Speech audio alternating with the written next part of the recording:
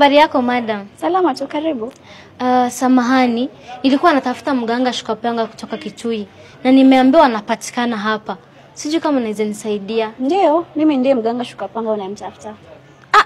Sawa madam, acha jokes. Mganga anapiga luku hivi. Wewe umekuja kutafuta solution ya tatizo yako ama umekuja kuangalia mganga vile amevaa? Nimekuja kutatua matatizo yangu, lakini sikuamini. So unasema mimi ni tapeli, sio?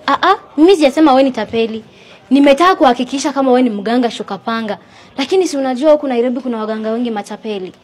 Sasa unachaji pesa ngapi? Mimi na charge kila mtu kulingana na tatizo lake. Lakini wewe ndio kucharge 1,100 yenye ulibia bwanako akiwa amelala. Umejuaje nimeibia bwananga akiwa amelala? Mimi ndiye mganga Shukapanga. Najua kila kitu kukuhusu. Kwa hivyo bila kupoteza wakati, hebu niambie tatizo lako. Sasa nitaanzaje kukuambia shida zangu hapa? Si at least tuende kwa place yako ili wangwana waweze kunisikiliza vizuri. Hapa ndo mahali yangu ya kazi. Sema tatizo lako, wangwana watakusikia. Hii ni place gani? Nilikuwa na expect at least kuwe na manyoya ya kuku, ikuwe na mavibuyu, at least kuwe na kucha za nyoka. Keke. Hii ni place gani? Kama huna imani na mimi, naomba tu urudi nyumbani. Kwa sababu naona unanipotezea muda. Nisamehe sana mganga. Mimi niko na imani na wewe na kuamini sana. Na tena natamani sana huduma zako. Ila hii place yako ndio inanipea wasiwasi.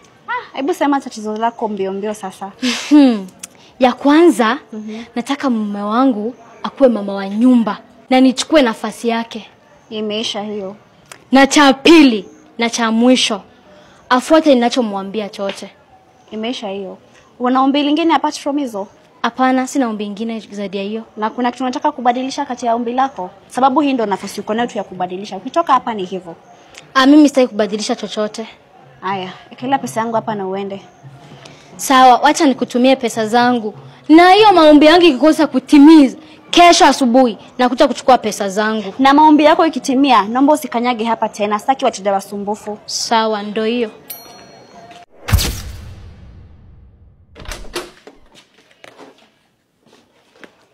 Mume wangu, leo hujaenda kazi? Mume wangu, kwani leo uendi kazini? Ala. Hebu basi nipe pesa ya shopping nifanye mahitaji ya nyumba. Basi naomba unipe pesa ya shopping nifanye nao matumizi ya nyumba. Kwani mganga amefanya nini? Hapana, tutakubaliana hivyo. Acha nipigie mganga. Hello mganga. Kuna shida? Tatizo gani? Kwani mume wangu amevaa nguo yangu? Kwa sababu hivyo ndo mama wa nyumba anavovaa. Okay, sawa basi. Na kwa nini kuniomba pesa ya matumizi? Kuanzia sasa wewe ndo mwenye nyumba. Hivyo ni jukumu lako kuomba pesa ya matumizi.